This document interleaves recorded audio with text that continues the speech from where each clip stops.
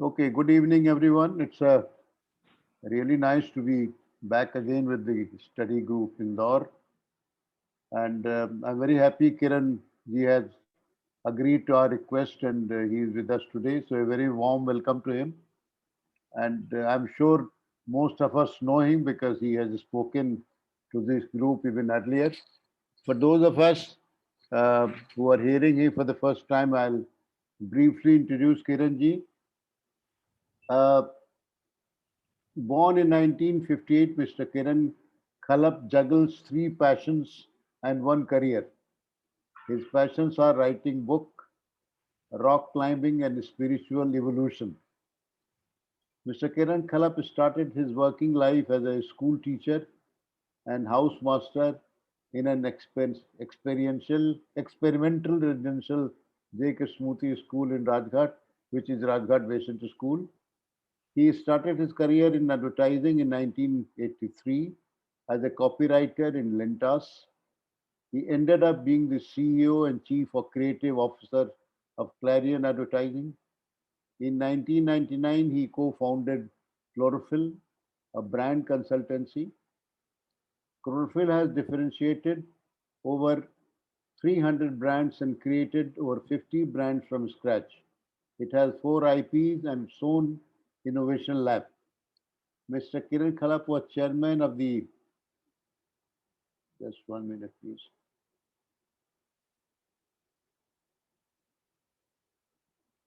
I have some problem here. Mr. Kiran Khalap was chairman of the committee that consulted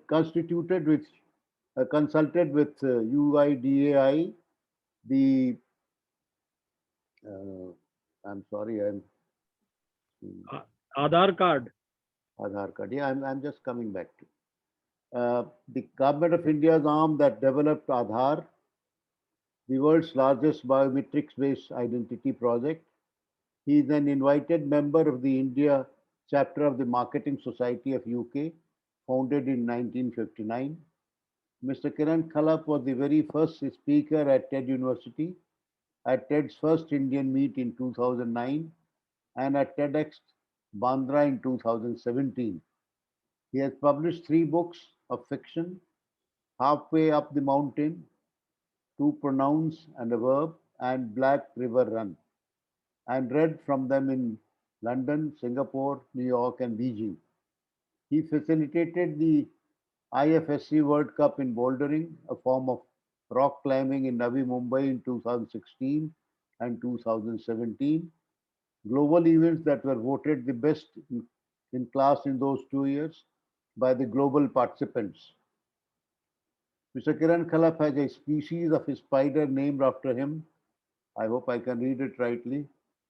Thel- Thelpicopis Kiran Khalapi, if I'm right. So, with these words, I welcome Kiranji once again. Uh, and he is going to talk to us basically on truth versus reality and exploration. As he wanted it to be a short talk and more of discussion or question answers. So, welcome Kiranji. The floor is yours now. Thank you, Deveji. I think, Sushilji, there has been some error. I think you wanted this group to listen to Professor Krishna, and by mistake, I have landed up in this group. Sir, Professor, unmute you're, yourself. Professor, Good you're joke, on sir. mute. Good joke, sir. Yeah. Unmute, sir. Unmute. Yeah. It's not a joke, it's a truth. The other man is yourself.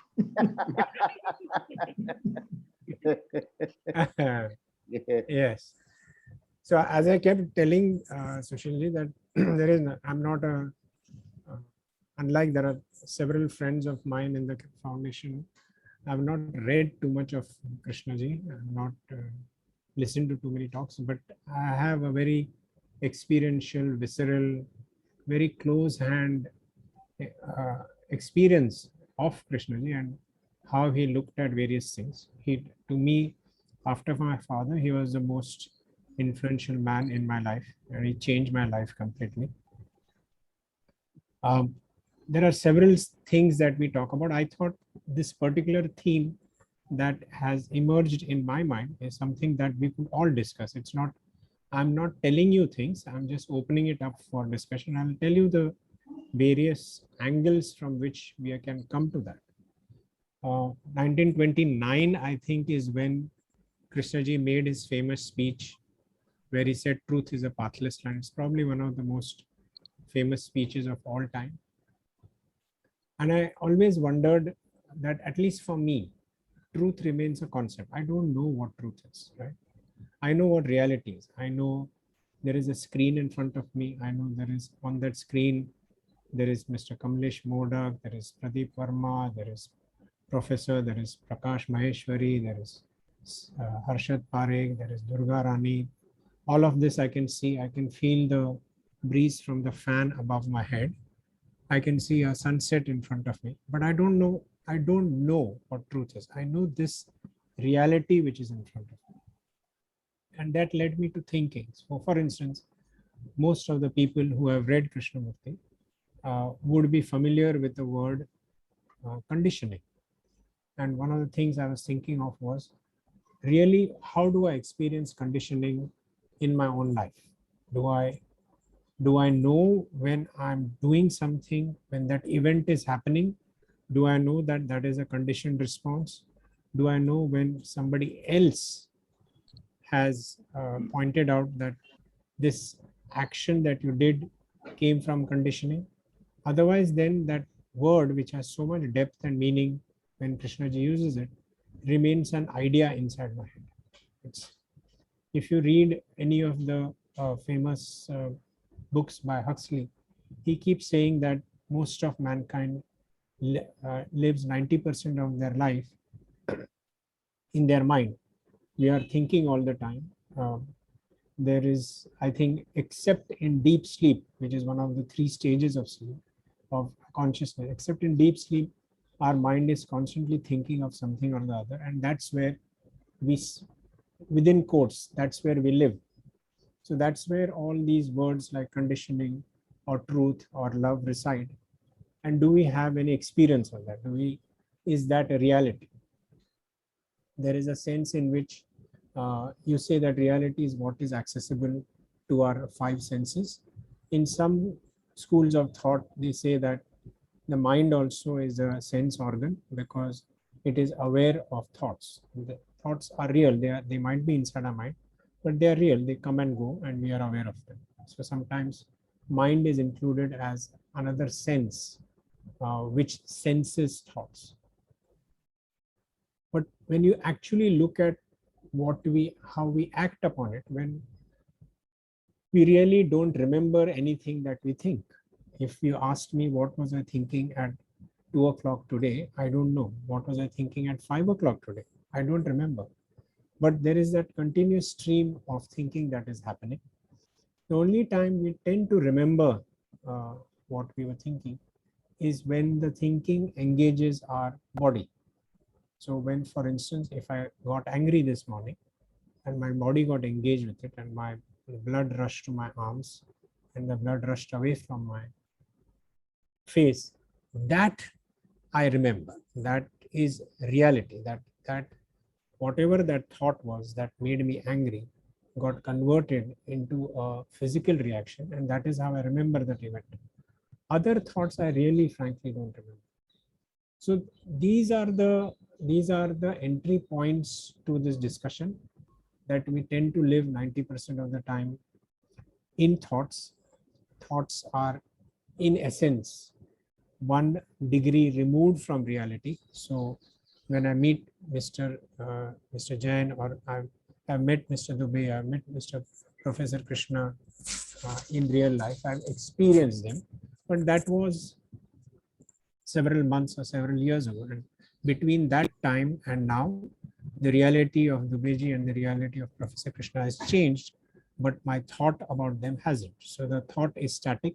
It is 1 layer removed from the reality of Mr. Dubey and Mr. Krishna, Professor Krishna. So when I actually act upon that thought, I'm acting on a second-hand version of the reality of Mr. Dubey and Professor Krishna.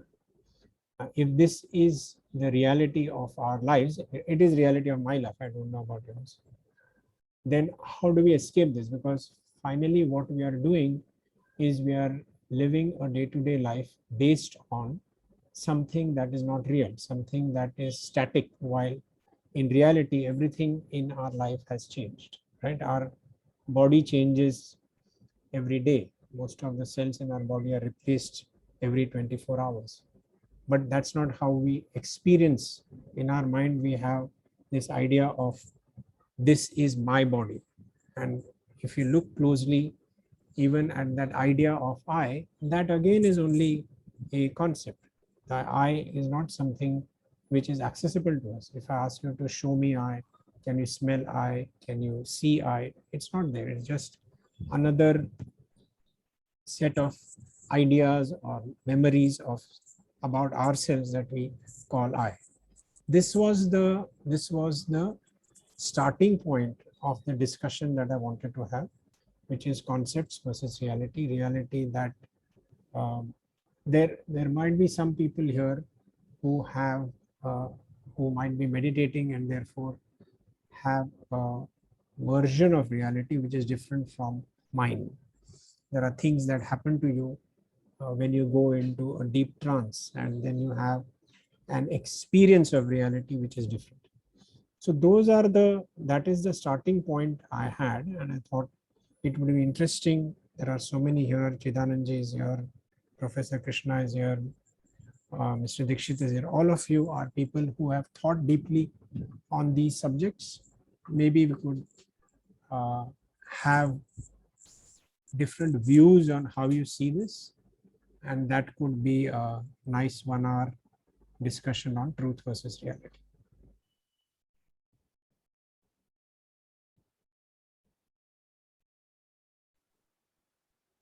Thank you, Kiranji. I think you have laid the foundation very well.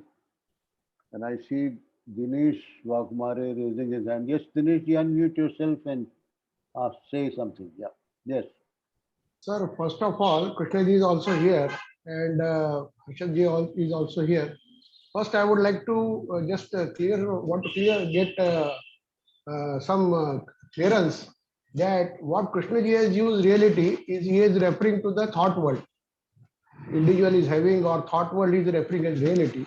Whatever is happening, which many people can sense or experience, and it is a common thing which he has called as fact, that he has referred as actuality.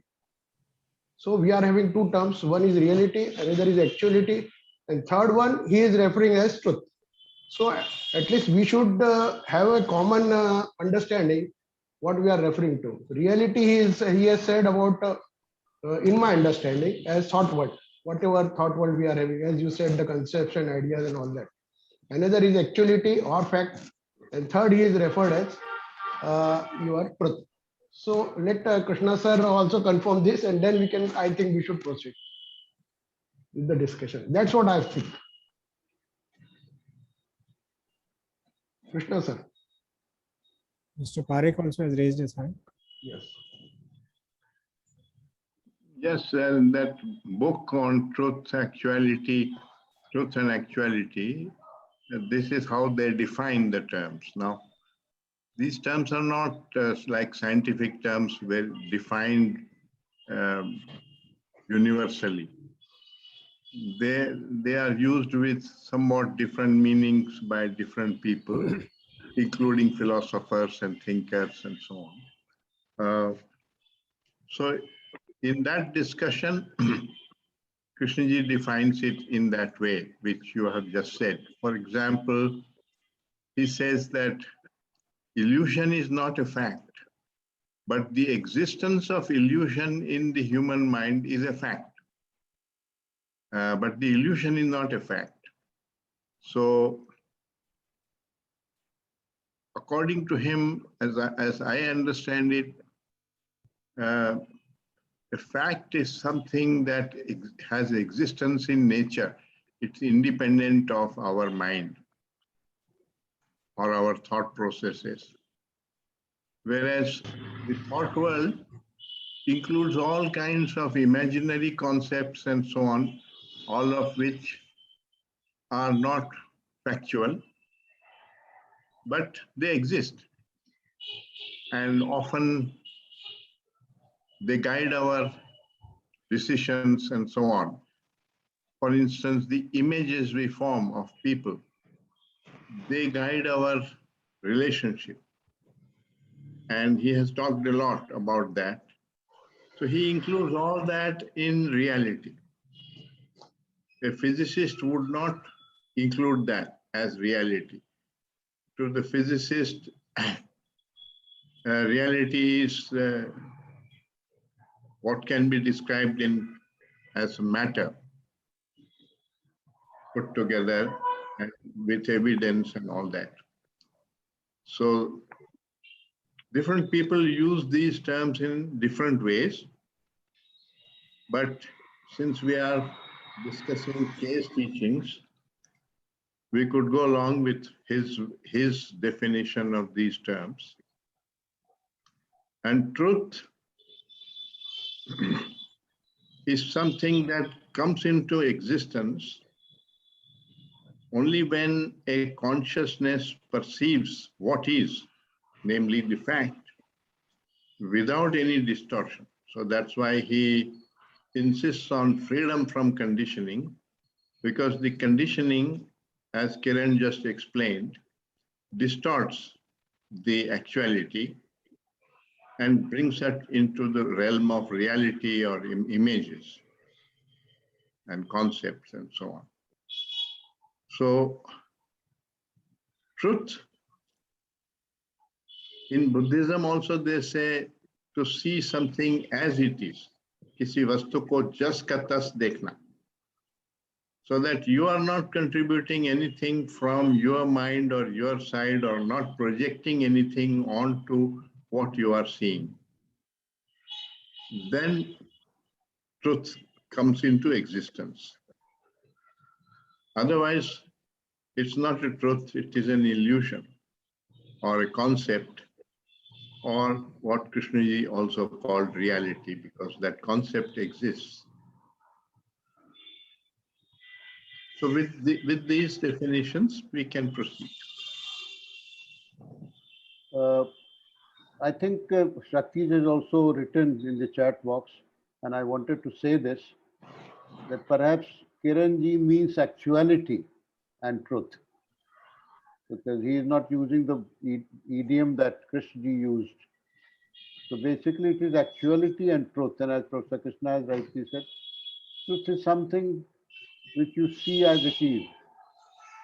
So I think that partially answers Dineshji's query, but we can go to Harshad Bhai now. Yes, Harshad Bhai.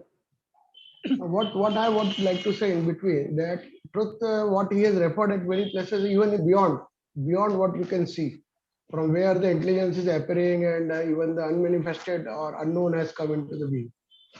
Somewhere he has referred such things also. The truth is beyond.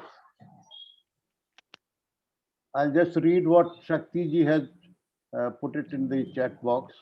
I think Kiranji means actuality when he's talking of reality. He is not using K's idiom. Thank God, regards. He might not have read K's dialogue with Dr. Bohm, so it would not be fair to bring in K's specific usage. K had used reality as a synonym of actuality in many of his previous talks. I think we can hear Harshad Bhai now and then proceed. Yes, Harshad Bhai. Yeah. Are you able to hear my voice? Yes, yes. Okay. Thank you, Kiran and Professor Krishna. What I feel is that what we call mind is made up of two things. One is the thoughts which are coming and going, and there is a kind of continuity, mostly, as Kiran said, a stream of thinking is going on most of the time. And there is something else which is not thinking within us, but it is buried under dense layers of thinking. So as long as we are thinking, that thing, what is called awareness, is not acting.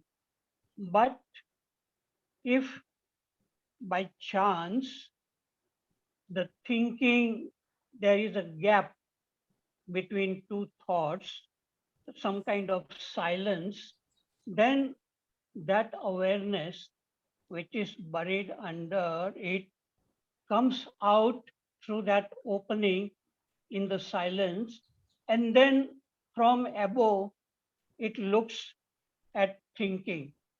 And in that awareness, whatever is unfolding within us, whatever thoughts, feelings, they can be seen very, very clearly. And Krishna ji calls it choiceless awareness. And that also we can call it a kind of intelligence which solves the problems created by thinking in relationship. As long as that awareness is there, it can see even the beginning of a problem, whether it is a fear or anger or jealousy, it can be seen at its root. And that is what Krishnaji's teachings are about, the awakening of intelligence or awareness. But about truth is something which may come on its own. To some people, we cannot go after it, but it may come by itself, as Krishnaji describes the otherness which is coming and going. And he could sense it, that there is something else. It is not awareness, but something else, otherness or blessing or presence or benediction. All these things, human beings uh, can have it if they are really, their body and mind are prepared for that thing to sense. So truth is, we cannot know it, we cannot approach it, but it can come when the conditions are right, in our mind is in, and body are in very good, healthy condition. They are in tune. There are no conflicts, no desires, only just looking. And in that looking, even if that truth doesn't come, that looking is wonderful thing. Then we can look at the trees or human beings or whatever is thoughts, everything. So that is what I feel about it. Truth cannot be described. It is unknown, but it can come once in a while if the conditions are met. Okay, thank you. Thank you, Harshad bhai. Thank you. I think we have Mr. Rama Rao. Yes, sir. Go ahead. Sir, my question is to Professor Krishna. Sir, we live with conditioning. That conditioning, what I mean with the thought frame, is it that illusion? That illusion is a ignorance. When we live with this conditioning, that we live in the something like a closed circuit of illusions, etc. Is it different than this consciousness?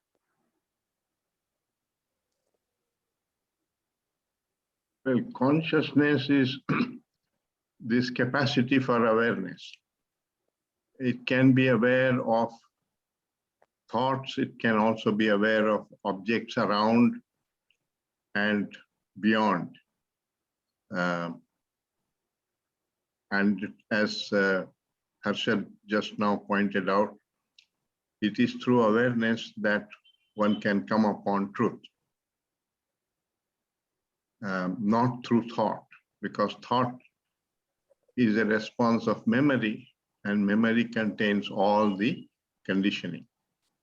it's not that conditioning has only illusions in it. There is also factual conditioning. The road to my house and so on, I remember. So that's not an illusion. It is a fact which I remember. So not everything in conditioning is illusion. But one is often not aware of what is factual and what is illusory. So lots of concepts that we receive from tradition or from the culture may not be true. And yet we accept them and therefore they become true for us. But they are not universal truths. So the Hindu mind is conditioned into casteism, and most people accept casteism as a fact. But it is not a fact. It is just something that was created thousands of years ago, and it is perpetrating through tradition. A child is born and we impose a caste, a nationality, a religion on that child. So those are all imposed things, imposed by thought. Not necessarily your thought, but maybe ancient thought, but it is still an imposition from thought. The fact is the biological facts are the facts about that child. So that's what I think about in response to your question.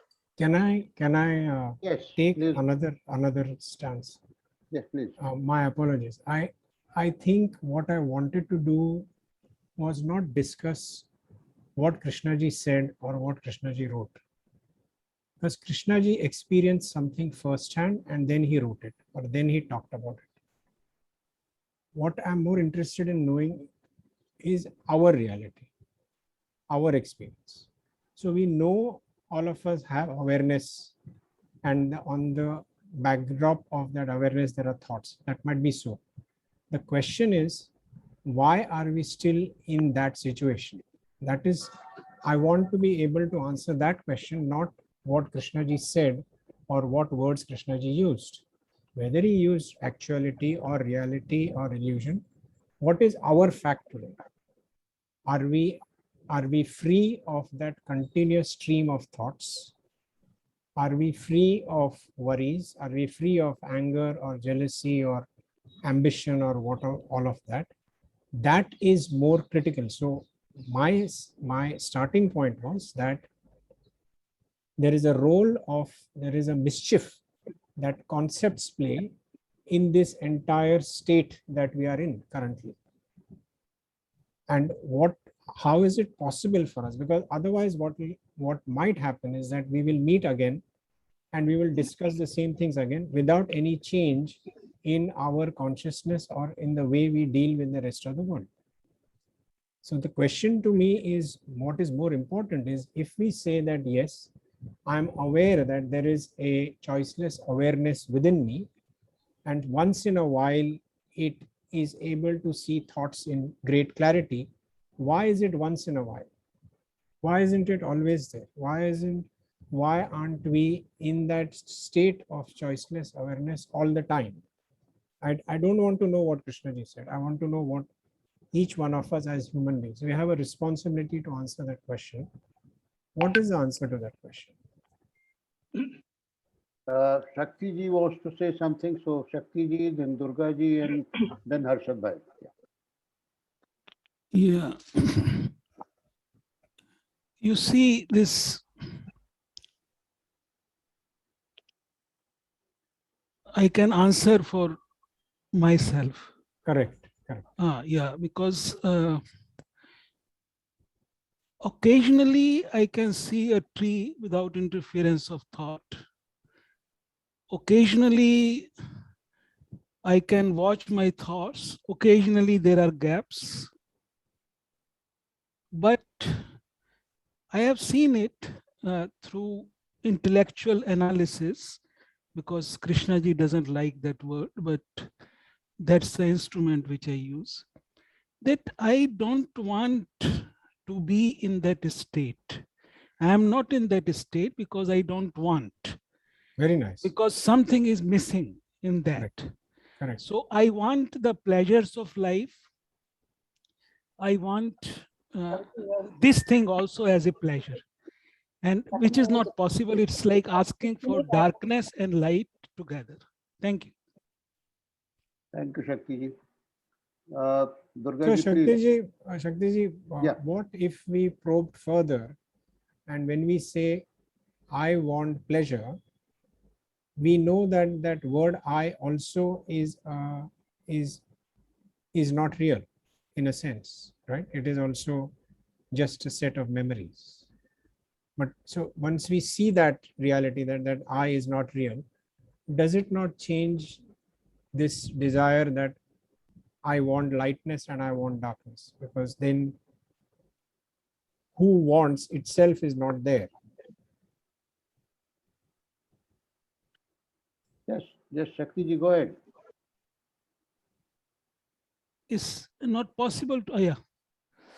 You see, for me, Kiranji, please forgive me, because for me, this thing that I is not real is hypothesis, because it's for you it might be real. For me, it is like I am probing, and I want to understand, because many people have said many things in the Correct. spiritual arena, and Absolutely. you know, different things. So one cannot just take it as a given. So Correct. at that point, I am, yeah. Thank you. Yeah. Very nice. Very nice. So that's what I wanted. I wanted our reality rather than other person's words.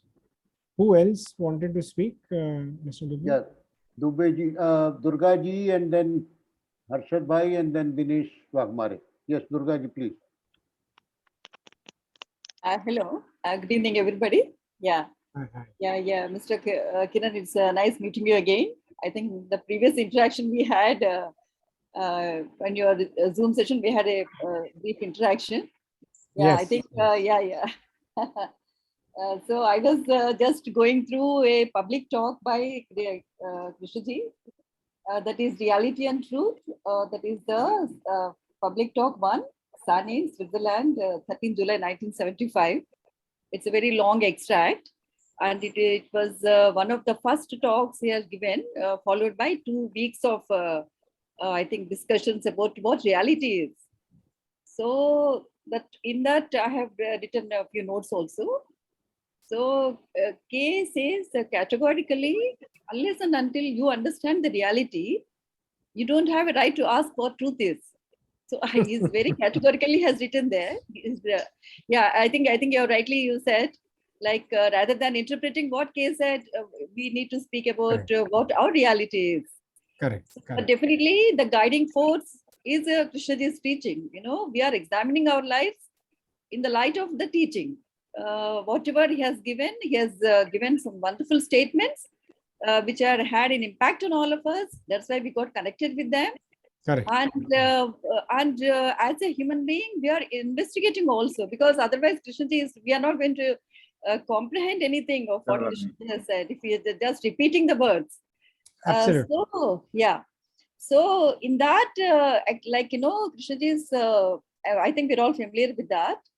He always comes with the problems of the world, you know, how the society is, the destruction, the chaos and all that. And then he comes back to our own lives, which are definitely has got lots of ups and downs, the conflicts, you know, the division, the sorrow, the misery. We go through all these whole gamut of emotions on a day-to-day basis, you know. So as you are saying, we have a few moments of happiness, few moments of joy, but then we are followed by sorrow, misery, all that we go through.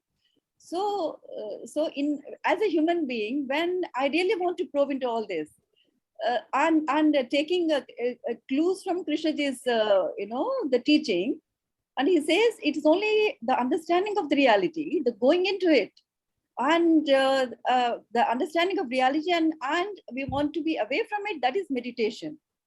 very specifically, he has given a lot of definitions there. And he says, and for all that, in order to understand all that, you need energy. And energy, I am just stating what are the facts, which, and I feel they're relevant also. It's not that I'm just parroting whatever I have read in that. So he says, unless and until, and he said about, how thought has divided. Thought as the instrument of measurement and time, and, thought as instrument of memory and the knowledge is not going to solve the problems. The problems I face in my day-to-day life, the problems of the world. So now we are talking something more concrete. We are not discussing just the discussion or the definitions of what they are and what they're not.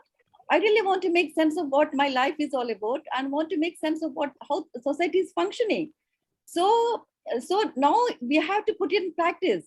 So then he says, if you are really applying your mind into all that, then we realize it is not an easy job. It really needs lots and lots of energy from us. And he says, you really have to give your blood and sweat to it. And he says, thought has is amazing capacity. Whatever the rationality and irrationality of thought is reality, but that is not the truth. But truth is seeing of the reality, putting the thought in right place. That is truth. Of course, that we are very, very far away from that. And I think Krishnaji discusses more of all these problems, and he says it's all one unitary movement, that they don't exist in isolation. The world problems, the problems of mind and the society relationship, they all coexist together. We can't take in a piecemeal fashion, and we can't go after one thing, because it's all one unitary movement. And in applying our minds and entire energies into it, maybe we may start understanding few things.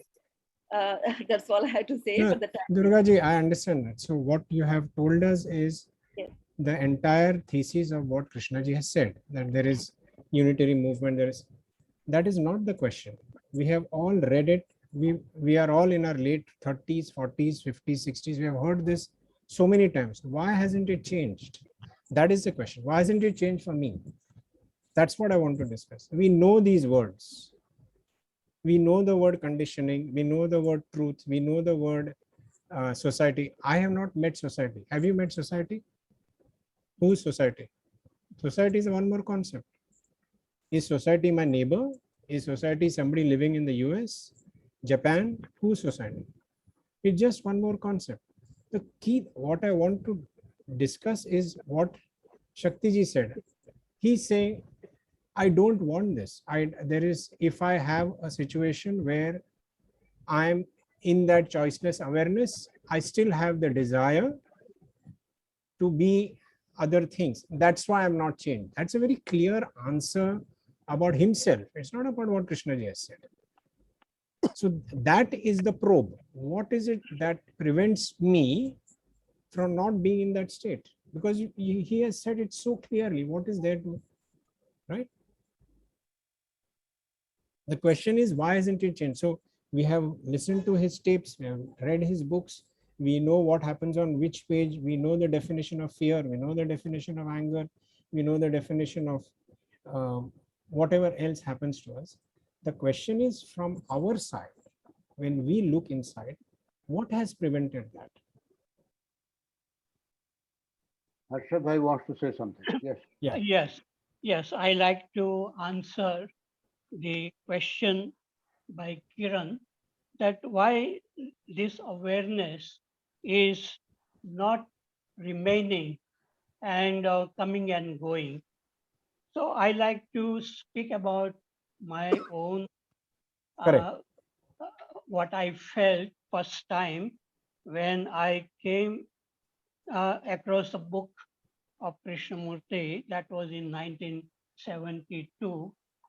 And that book, Krishnaji was saying that all our problems are coming from thinking.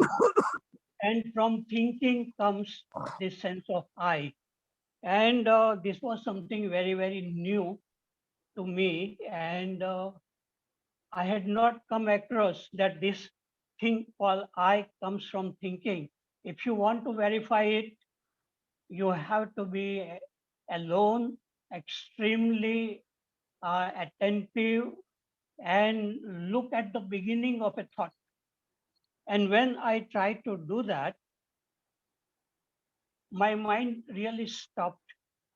And it was a wonderful state in which there are no thoughts, only the senses functioning.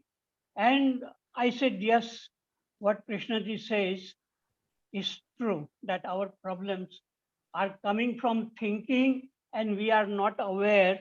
So this thinking is multiplying and we react, we get angry, there are fear and all that. So I became very, very curious to look at, and it began to change my body, and also I could feel the change in the brain. And then I begin to see nature in a different way. Everything looked so beautiful, so fresh, very, very clear. And I felt that something new has happened. And then I started writing to Krishnaji about what was going on within me. Many letters over the years I wrote to him, and my interest really deepened because if this is the most interesting thing in your life, that you want to understand yourself, not about the world, not about earning money, not about becoming famous, but something is happening inside you, and to look at it. And then when you look at it, then you also begin to look at the outside world in a different way. And so this really happened in my life. And then again, something more happened in the presence of Krishnaji, which was something extraordinary. And then I felt, okay, now there's nothing to do anything about it. Just things are coming and going. And I got real clarity about what my life is meant for. And I wrote to Krishnaji and then joined Rishi Valley School in 1979. And Beautiful. then we had many discussions with Krishnaji. And so it is not an illusion because we can really see what is happening when anger is coming, when fear is coming, when jealousy is coming. We can really, if this is the most important thing in our life to understand ourselves, then maybe we can understand other human beings because our mind works in a very similar way. And so that clarity of looking, listening, learning.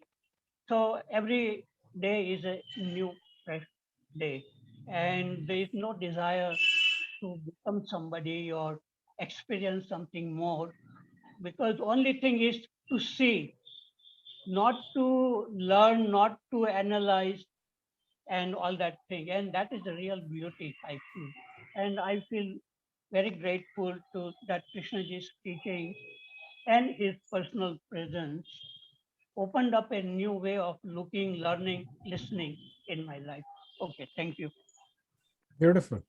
So would you say that you are still in that state where you are able to see with great clarity and are able to be aware of emotions arising or thoughts arising? Is that remained a permanent state for you? Yes, yes. Wonderful. Effortless. No, nothing to be doing, only just looking.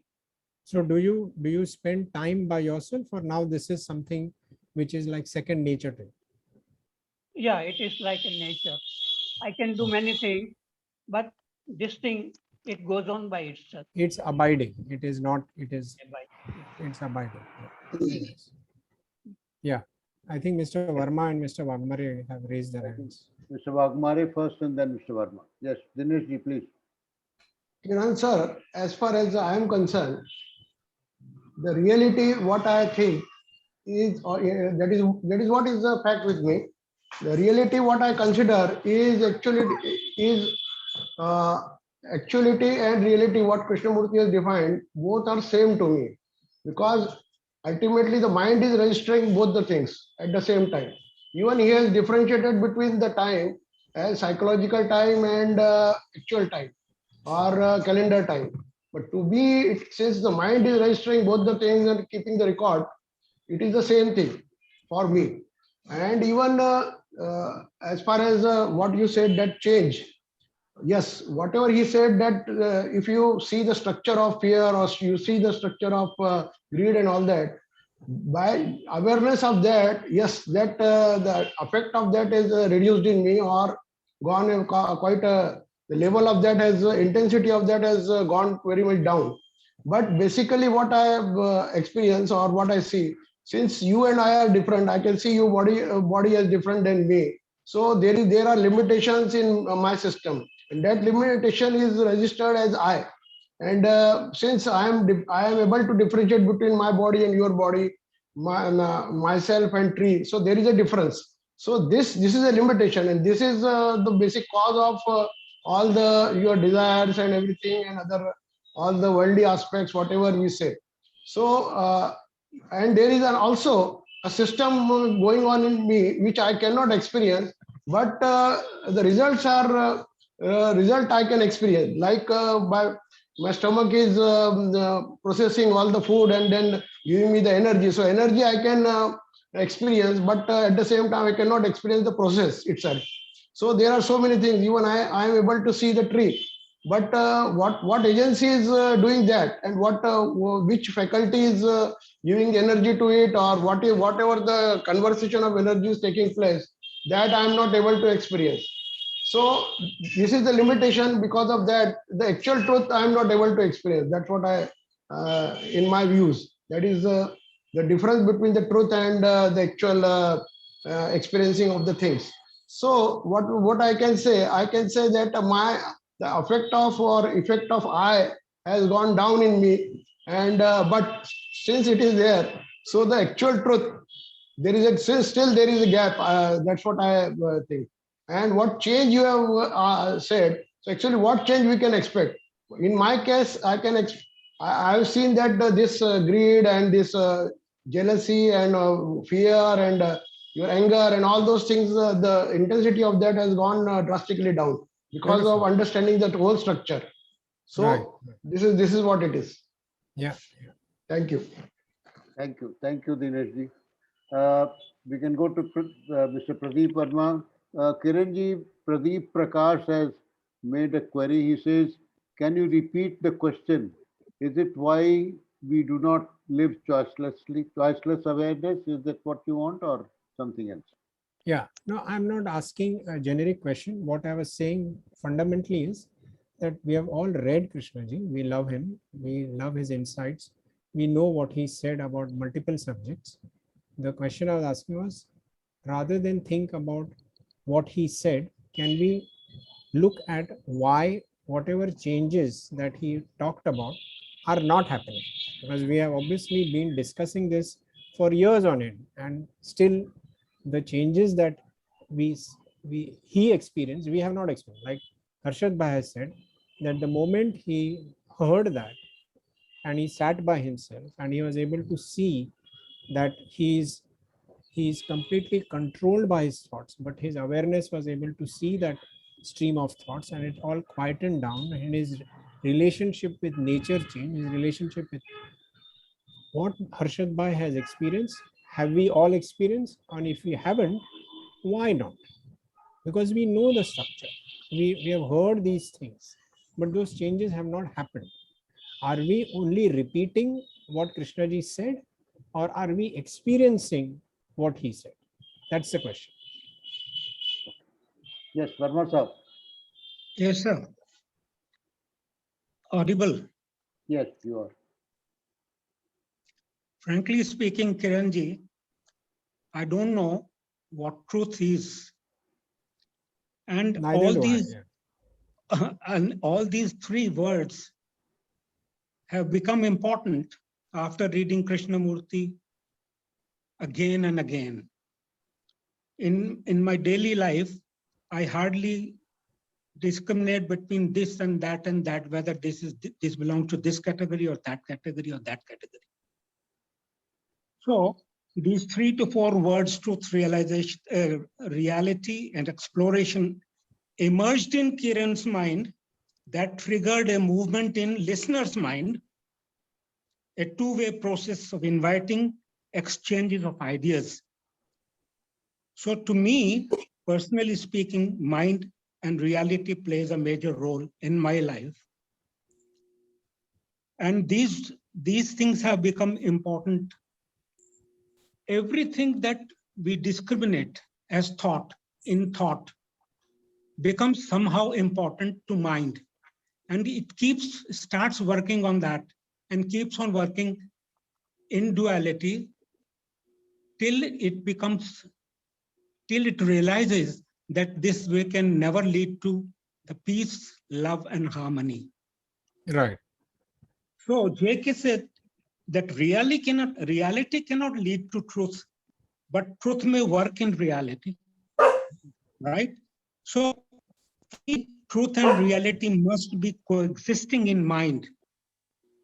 My mind, you see, my mind has both the things, both the faculties, both the things, which may be branded as truth or a reality or something by someone, that becomes a secondary thing. But while I am living all those things, these words are not important at all. Correct. You see? Correct. Correct. So I live in reality and I don't find anything wrong in thoughts. So this is what I have been living. And choiceless awareness works when something absolutely new, suppose I am interested in photography, which I am, then when I go in the morning for a morning walk and see around, nothing is old. Everything that I might have seen earlier has changed, because it doesn't trigger thought in me that this is the same thing or something like that. So that freshness of moment can be seen by everyone, provided he is not having an agenda while moving, while going for a walk with an agenda. I just go like that and see a number of things every day, fresh and new. So that choicelessness, we can brand this as choicelessness or not, that doesn't matter. But it is there, ever fresh, ever new. And another thing which I have learned while reading, because most of our fears are thoughts only. Yes. All our fears are thoughts only. And when you are in the grip of that fear, any type of fear, in the night, suddenly your past life or some guilt or something or that comes to you. And if at the same time you realize that again this thought has come to me, which is not a reality anymore, then I'm out of it and I can sleep. So this is what I experience in my daily life. Thank you very much. Thank you. So Pradeep ji, you have said 2 or 3 very valuable things. One you are saying is that it again comes back to that choiceless awareness or attention, whatever word you want. So yes. if a thought from the past comes which is causing fear, and if you look at it and you say it doesn't yes. exist, then it dissolves yes. itself, right? That's your experience. Yes. If I agree with you, we don't need to worry about whether there is truth or reality or whatever. The simple thing is, if you are happy in accepting yourself as you are, there is nothing more to be done. If you are happy as a photographer, that's it. Why do we want to know whether you can be happier or whether others are happier? We don't know what others are doing and what they are up to, right? I think that sense of what I'm doing, I'm happy with, I have a freshness of eyes every time I go out, that is good enough. If there are no problems in your life, we don't have to invent problems. Thank you, Kiranji. I think we have this was a 1 hour session, so we can take only 3 questions. I'll start with we have about 9 minutes. Ramakrishna, then Pradeep ji and then Mr. Noor Halal. Yes, Mr. Ramkrishna, please. Yeah. Am I audible, sir? Am I audible? Yes, you are. Thank you, sir. Thank you. I just want to respond to what Kiran just now said it. I just narrate my own issue.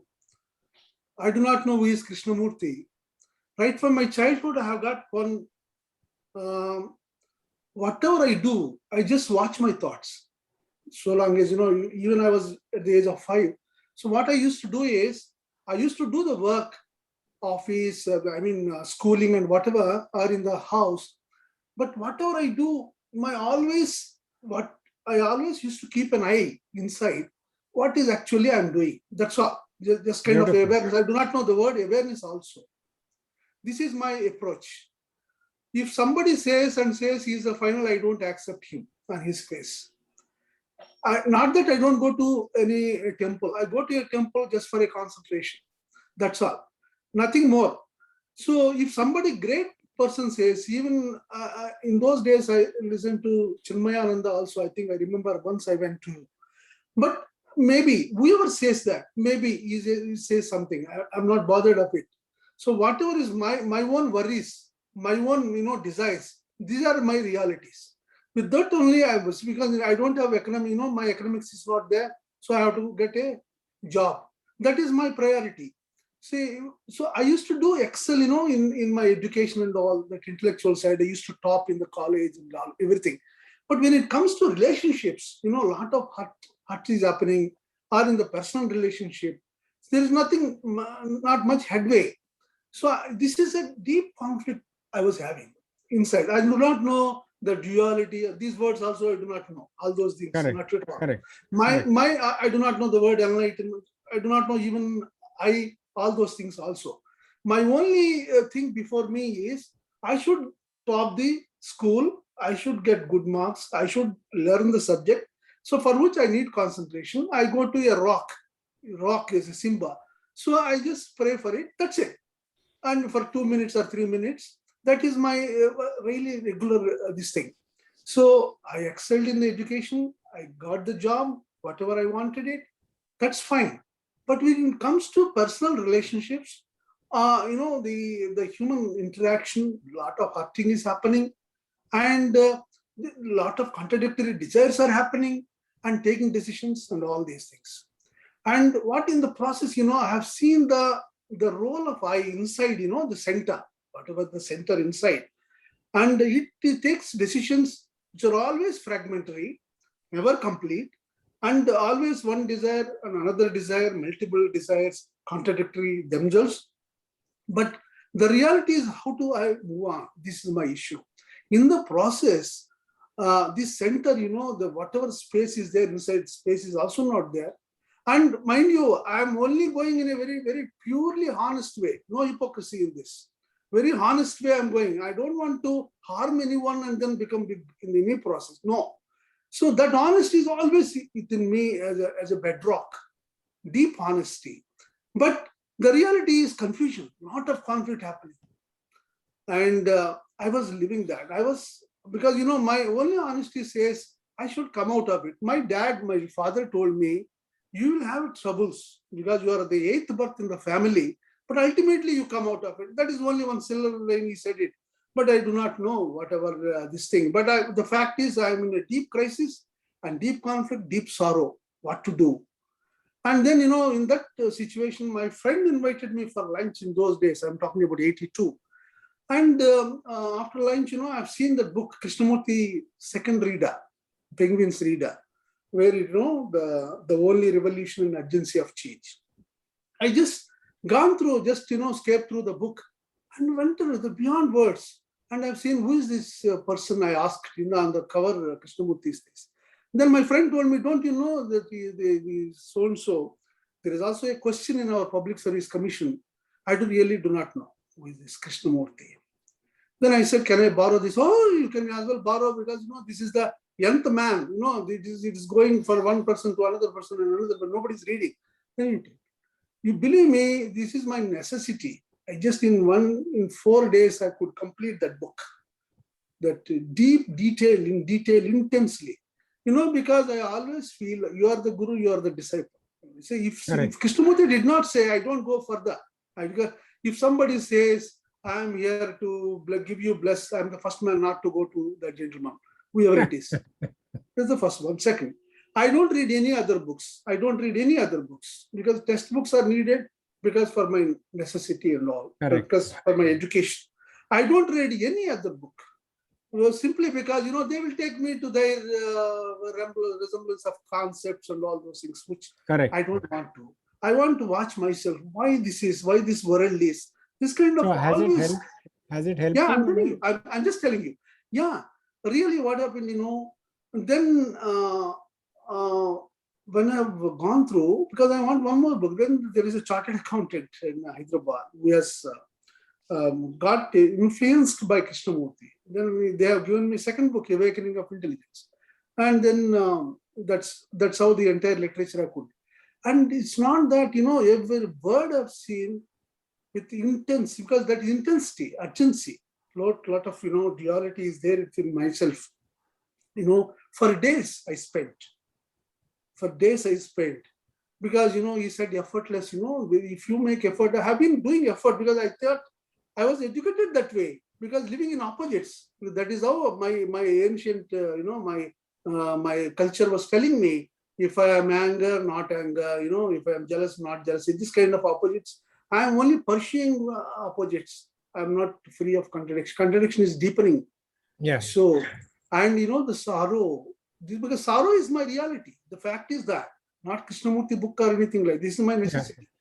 So, then the process, my lot of discontentment. This is my reality. This is Correct. My life. I think we should allow the others also to speak. Yes, yeah, this is over. Just in 1 minute, I'll sum it up. Just 1 minute. Then after that, the passion, whatever the Krishnamurti says, stays by. And I've gone through that and have this unbundled the center, this unbundling of the center, each point, and that mutation, the cause and effect break. All these are all the realities. This is the actuality happening, because they're all illusions and the truth. Because why I'm answering the question, what you said is it this thing is, yes, this is my, all the time, this is your reality. Awareness. This is an awareness. This is the truth of it. Whatever is the mutation and all these things, because otherwise I'm not here. This is my life. Thank you. Correct. Thank you, Ramakrishna. Should I extend it for 15 minutes? Because time is over. I am taking your permission, Kiran sir. I'm okay. Okay. Thank you. Okay, so we can have a few more questions. Yeah. We will go to Pradeep ji, and then to Mr. Noor Halal, and then Mr. Sharma, and then Dinesh ji. 4 questions, and also Mr. Verma once again. But please make it brief, because we have to finish it off by time. It was only 1 hour. Yes, Pradeep ji, unmute yourself. Thank you. Kiran, I really love your question that let us be practical and understand where I am, where others are. So as far as Pradeep Prakash is concerned, he is like a guy who was woken up in the morning. Sometimes he's awake, sometimes he goes into sleep. But he knows that he's awake, and right now he's also dreaming. So that state he is in. So the 2 things which are really making him free are that one is that nothing ever happens to me. Not even that touches me, and therefore this world is more like a dream. So that reality is very well understood and lived. That is what makes him free. The second, which makes him free, that he's become free from the becoming journey and stays in that timeless state. Nothing ever happens, so time doesn't exist.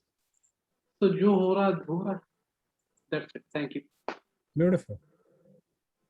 Thank you, Pradeep ji. We'll go to Mr. Noor Halal. Yes, Noor ji, please go ahead. Nice to see you. Thank you. Yeah, thank you, sir. I'm really happy to be with this session, because this session is purely making us probe on our own self, rather than quoting Krishnaji, rather than frequently referring to Krishnaji's quotes. We are directly in our now we are directly face to face with our own. Like Yeah. I'm just seeing this, I'm really happy. So like what I initially like 6-7 years ago when I started reading K, I felt that when I will change. I'm reading something very beautiful, something very Yeah. sensible, Yeah. and I was so worried when I will change. But then at this moment, at this point, I am at the state where I don't want to change. Whatever I am greedy, I am a cheater, or I am a good man, or I'm a humble man. What what I don't care about it. Now I just feel that just You accept look at it, look at it, and just be with what it is. And now wonderfully, like I feel so nice that when somebody humiliates me or when somebody praises me, I can just be with it and not at all, you know, become judgmental also. Like now life is here at one moment I feel life has not changed, but at this moment I feel that everything is like okay now. Yeah. Very nice. Thank you. Yeah. Thank There is a beautiful quote I read somewhere that peace is happiness at rest and happiness is peace in action. So I think that is the stage you have reached. Very Mr. nice. Rao. Very nice. Very nice. Mr. Sharma, please unmute yourself. Good evening to all of you, sir. I am Sharma. By profession, I'm a lecturer. So I have never heard of this Krishnaji's teaching earlier. So because I am in a college, I used to work in the college. We have my own way of living. Because I am in teaching profession, I used to be very careful while using the words, while dealing with the people, while talking to the in the organization, elderly people are my boss. So we used to have my own. I completely agree with what Mr. Ramakrishna said. We used to have my own life. My parents used to tell me, "This is the life you will have when you are working in the organization. When you are in the society, definitely you will have ups and downs. You should be watchful, careful, and deal with the people." We never used to lose anger. If somebody is angry with me, we used to think and detach ourselves. We never used to raise our voice and we used to ponder over that. We used to live in that fashion. And recently, I went through these videos. I happened to go through the Krishnaji's teachings, and thereby somewhat I got influenced. I found new nomenclature, these new words. I never knew, as you said, as Mr. Ramakrishna was telling, I never knew these configurations, these nomenclature, conditioning, image formation, conflict, all these things we never knew because parents used to tell me. And the way we are living in the society, because I am most of the time in the teaching profession, I engaged myself teaching these students. So we used to derive pleasure out of it. We never used to commit any mistake. Even if it is a mistake also, we immediately agree to that and say sorry to the people. So that is how we used to live. So thanks to the Vijayawada group and the Visakhapatnam group, I requested them. They added in that group. Now we are attending continuously these discussions. After having joined and listening to these new words, conditioning and all these things, I'm just testing all these things. Through these words, I am experimenting, or rather, I am looking at them and I'm learning so many things. Earlier, also, I used to live very peacefully only, but now I am more clear about these things: image formation, conflict, what do you call conditioning. Even earlier also, we used to go to the temple, but never used to pray. See, like you go in the jungle, or when you look at the tree or mountain, in the same way, in the temple also, we used to look at the God and enjoy the beauty of it. So we have our own way of life, and we used to probe into that. If any problem is there, suppose suddenly some problem crops up, we used to look at it and see that this is how the life is. So we have to find a solution to the problem. This is how we used to live, sir. But having learned about these teachings, now I'm probing or this inquiry, the how to inquire, all these things I'm learning, sir. This is my life. Thank you. Thank you. Thank you. Dineshji, please. Dineshji Very and nice. Verma sir. Yeah. Yeah. Sir, my question is to Kalab sir. Is not, what do you think, is not the truth is manifesting from everybody differently, and does not individuality coming into picture? So Dinesh, I don't know about the others. I can only answer for myself. Yes. It's dangerous to say that. I know theory. There is a theory. There is a theory about psychosomatic constitution. Psychosomatic constitution, there was a classification called cerebrotonic, somatotonic, viscerotonic. In Ayurveda, there is Pitta Prakriti, Vata Prakriti, Kapha Prakriti. In yoga, there is Jnana Yoga, Bhakti Yoga, Karma Yoga. So, for instance, I am psychosomatically incapable of following somebody. But that's about me. Is it? And it is about me at this moment. When will I become Bhakti Yogi 2 years down the line? I don't know. And I certainly don't know, but I have this favorite phrase that the day I realized how difficult it is for me to change myself, I stopped trying to change the world. It is not possible. You can't change your wife, you can't change your husband, you can't change your children. What are you going to do? Because you can't change yourself. You can. All of us here have seen the difficulty of it, right? That stream of thought day in and day out, it's happening there. If somebody asks you, what did you think yesterday? We don't know, and yet we continue. We don't know why that is happening. One way is like Noor or Mr. Sharma to say, let it be. I accept it as is. It's a beautiful response. Total acceptance is also a great response. Yes. Then what happens is somewhere you say, but what's happening in the world? There is so much cruelty. There is so much killing. There are wars. And as a sensitive human being, you say, okay, I must do something about it. And you go through the whole cycle and you realize what is it that you can do about it is to do with yourself. There is nothing else you can do. You can't go out and fight with the army. You can't go out and help millions of children. It's not possible. So it finally again boils down to, okay, what is my response to the situation is to understand. When we say somebody got angry with somebody else, so long as I am capable of anger, what's the point of passing judgment on somebody else, right? It is a reality that I'm getting angry still now. Now, if I don't spend energy finding out why that is, then I have lost the privilege of asking why somebody else is getting angry. War is about anger. War is about the past. All of that we know. Who's doing it? So long as I haven't answered the question for myself, I really don't know how to ask the question about anybody else. That is why we are doing what we are doing today. That we are all people who are interested in finding out what is it, what is making us, as Sharmaji said, as somebody else said, our parents taught us in a particular. They said this is so, that is so, and when we are children, we have this great amount of influence by teachers and parents. So it happened like that, and then we read Krishnaji and we find a different way of dealing with the same reality. So Pradeep deals with that reality with his camera, and behind the camera he is able to see the same thing totally differently. That's it. That's his reality.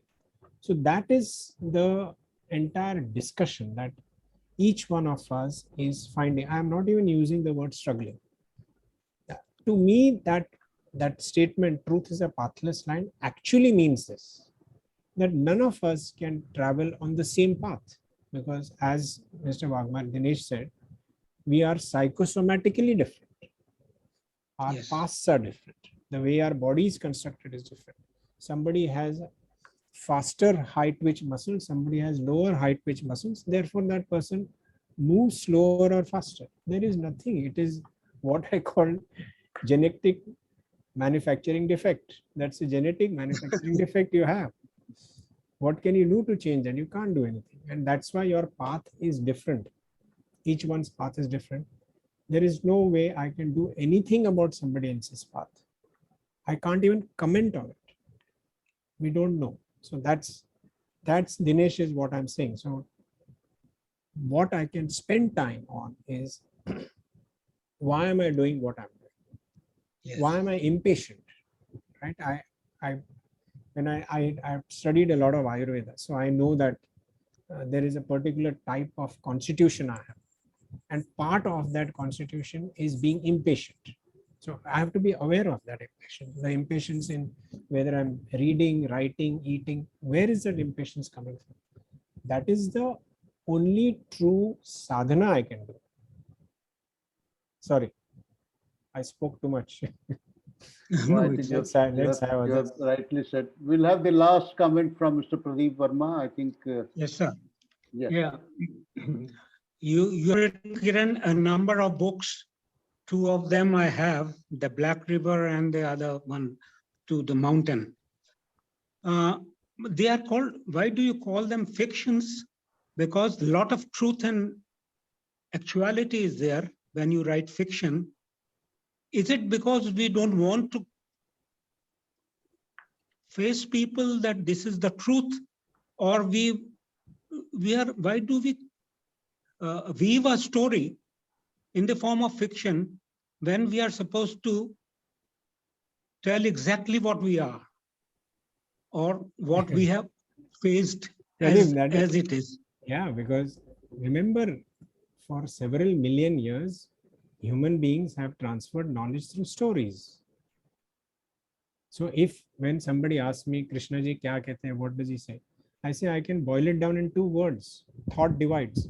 But if I say thought divides is what Krishna ji says, and that is the essence of what he says, who will understand? But when you tell his story, here was a young boy, 9 years old, taken to England, teeth straightened, hair cleaned, put into a car, and then after so many years, he denied that he was the